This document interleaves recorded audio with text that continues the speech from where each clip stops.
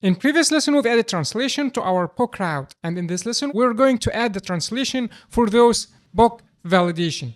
If you open book routes, we get access to request.t to get the translation. But here, how to get access to request.t? If you just type here rec.t and add here some key here, you'll get an error because request is not defined. We cannot get it. So how to handle this? So let's revert everything, and instead of pass here a string, we're going to pass a function. So here we're going to pass a function that will return something. And in this function, we'll take two parameters.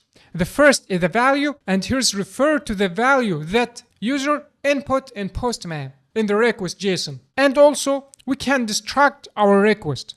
And here, since we can get access to request, so instead of passing this string, we're going to add some translation here. So let's cut this translation and go for English.json and add the translation here. And let's give it a key. For example, let's make it book name length validation like this.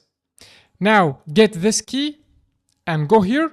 And instead of returning static message, we're going to add rec.t and pass this value, book name length validation. And we are going to do the same for also the price and the count in stock, and for this URL also. So you will write a lot of code. So instead of doing this, we can use ChatGPT.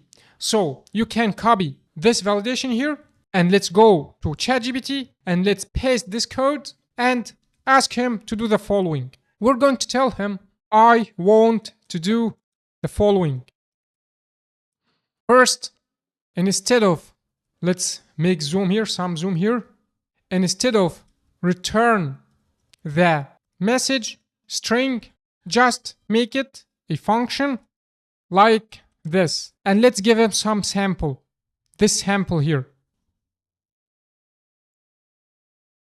And second, make English JSON file for all those translation keys.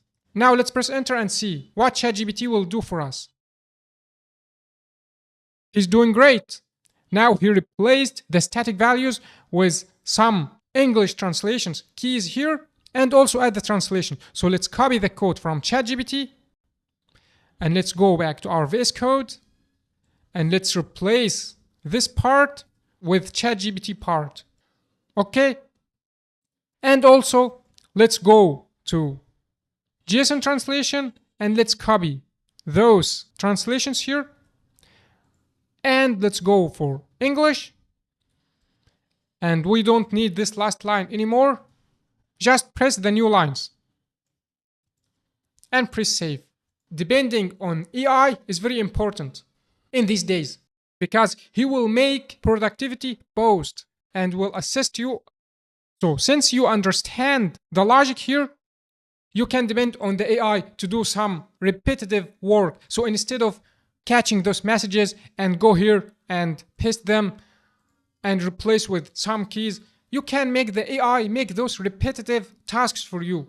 Okay, now let's ask ChatGPT for another mission. So let's go to our English here and let's copy the all file and let's go to him and tell him, please make 2 JSON files with translation for German and Arabic. And let's paste the English translation here and let's press enter to get our translation. Now we got here the German translation. So let's copy the code and go to our DE file and let's paste it. And also get the Arabic translation and go to er.json and paste it. Now we are done with book validator. Let me just recap what I've done here. Instead of returning the message as a string like down here with the message and string, no, I just pass a function that take the request as parameter and add request.t with the translation key to get translated response. Okay, that's pretty easy. Now let's go to our Postman and try to test create bug validation. So let's go to our Postman and let's go to add new POC request. Now let's try to press send.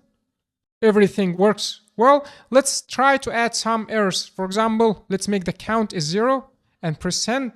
Look, we got here failed. Stock count must be between 1 and 255. Let's add a header here. Accept language. Let's make it for Arabic and press send. Don't forget to add this check here, because if you didn't add this check, the header will not work. So let's add this check and press send again.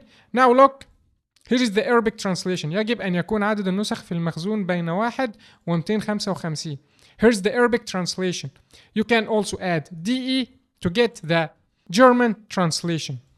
Now we're done with POC validation. We still got update validation and ID validation.